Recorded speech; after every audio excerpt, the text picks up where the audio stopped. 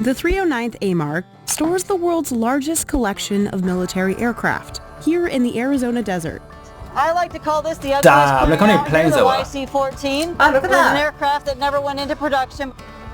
800 mechanics work nonstop, reclaiming critical parts and regenerating aircraft so they can go back into service. I can't just pull over an airplane like you can a car, and we have to make sure that these Oh, aircraft Warthog. are safe to fly. Our goal is not to be like a cemetery for the aircraft. That's Colonel Barnard. She's served 25 years as a U.S. Air Force aircraft maintenance officer. Damn. As a commander here, I am in charge of the whole operation. The assets stored here are worth somewhere between $34 and $35 billion. Let's just appreciate that for a minute. That is crazy amount of fighter How many planes. planes there are? Oh my god. Fighter planes, transport planes. I swear that's the these massive grey ones. We reacted to videos of this. Oh yeah. The BOA or something like that. I think it looks like that. The one looks like the one that the president. I know what you're talking about, but I I'm forgot what it's talking called. about. If you were to try to replace them all, it's a big number. She took us inside this massive facility to see how these military planes get a second chance at life. I'll say it's just military planes then. A second chance in life. Yeah. AMARG got its start back in 1946. After World War II, the Army needed a place to store old planes. They chose Davis-Monthan Air Force Base, here in Tucson. With nearly 2,000 football fields worth of open desert, there was plenty of space. We're known worldwide as the Boneyard. Our guys take pride in being Boneyard Wranglers. Arizona has the perfect weather for storing these assets. It's hot, there's little rainfall, no humidity, and the soil, That's as hard as concrete. so planes won't sink. The dryness as well as the lack of acidity in the soil prevent corrosion on the assets. Aircraft come here from the Department of Defense, military, other government agencies, and foreign allies. We have about 3,100 airplanes. The planes are mostly military. They come from the Air Force, the Navy, the Army, and the Marines. We have over 80 different types of airplanes here. F-15s. Planes and everything. helicopters arrive and are lined up in sections. So we're driving down Display Row here, or Celebrity Row as some people call it. We do have a sense of humor here. That's our stealth aircraft, which is actually just Wonder Woman's jet. The LC-130s have skis along with their landing gear so they can land down in Antarctica and support the National Science Foundation all across that continent. Interesting. We're coming up on a NASA aircraft. It's affectionately called the Vomit Comet. Some aircraft will be here for weeks before they're called back into service. Other aircraft can be here for 50 years, similar to this A4 Skyhawk. Each plane goes through a preservation 50 process years. before it's put in the desert. Those that may fly again are represerved every 4 years. They're defueled, then oil is pumped through the engine to preserve it. The black material that we have on here is the base layer that seals up the aircraft. And then later, as you can see the rest of the aircraft around here, the coats on top are white, and those white coats will reflect the heat, so it better preserves the assets all on the inside of the aircraft. Like the inside of the C-5A Galaxy. Inside of the C-5, it's the largest cargo aircraft in the Air Force inventory. I have deployed on these. Looks like a cave just inside of that plane, isn't it? Imagine how much weaponry you could store in there. Yeah, people, weaponry, everything. One of 6 deployments Colonel Barnard's had to Afghanistan, New Zealand, and Antarctica. And we can fit 3 HH-60 helicopters and a lot of our equipment that we need as well as all our maintainers. In there. I said weaponry, they're fitting helicopters. Helicopters, that is mad. We have just over 60 of them here. And every one of them needs 72 tie downs. Airplanes are designed to What? fly, and when it gets a little breezy out here, we want to make sure they stay parked. Yeah, fair. But not They cost every too plane much. just sits around collecting dust. U.S. military units around the world can request specific parts off these planes. An aircraft has so Clever. many thousands of parts. Just like a reservoir keeps things in case you need them, and then we release what's out of the reservoir as needed. And some of the parts the military can only find here at AMARG. We are that assurance that there's a part available when the supply system main sources don't get it. We send anywhere from 4,000 to 7,000 parts out every year to the tune of a few $1 million each week worth of supply Wow. parts. Scott and James here are removing the engines from the back of this T-38 as a reclamation effort because these have been requested to go back into service. So once the crews reclaim the parts out in the desert and bring them into the end of this building, they get washed, they get non-destructive inspection, and they're going to pack and ship these right out the door as fast as we can.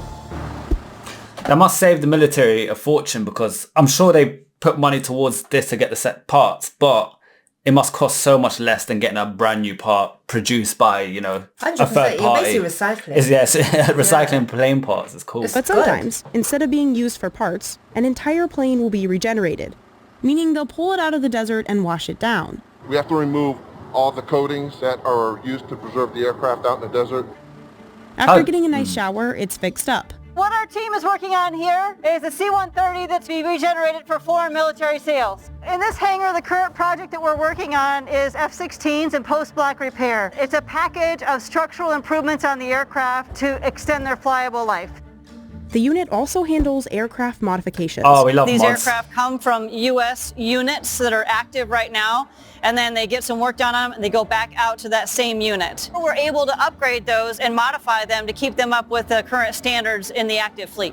Complicated individual pieces are sent to separate back shops for repair and overhaul. Here in the wing shop, We have all the center A-10. portions of the A-10 wings being rebuilt here and the outer portions being rebuilt there. There's actually hundreds of pieces inside of an aircraft wing. The complexity and the level of structure, it's really eye-opening for many folks. Each set of wings can take up to 20,000 man-hours to overhaul. Wow. Once parts are One set of wings, 20,000. Like, damn.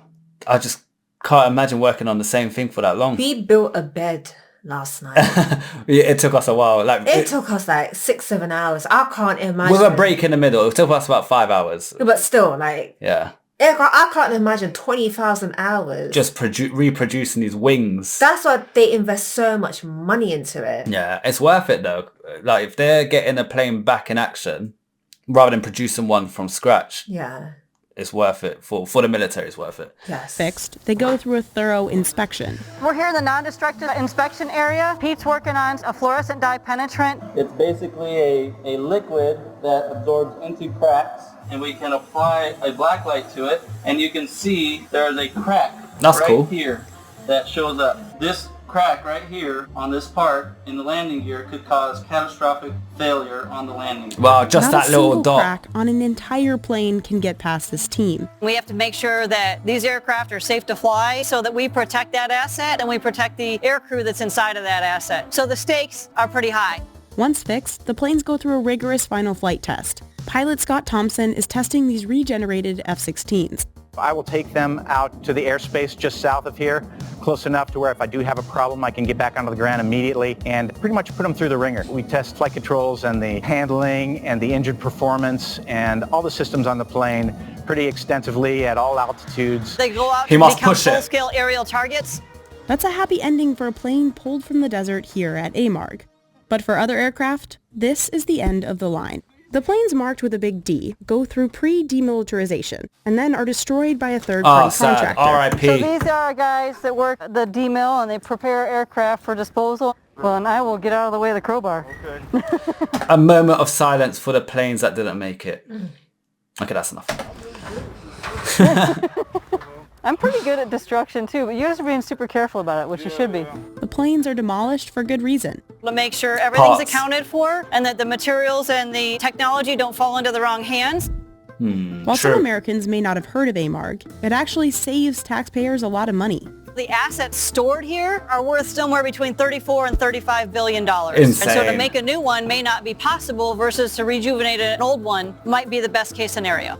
But for the workers, it's not just about saving the military some money.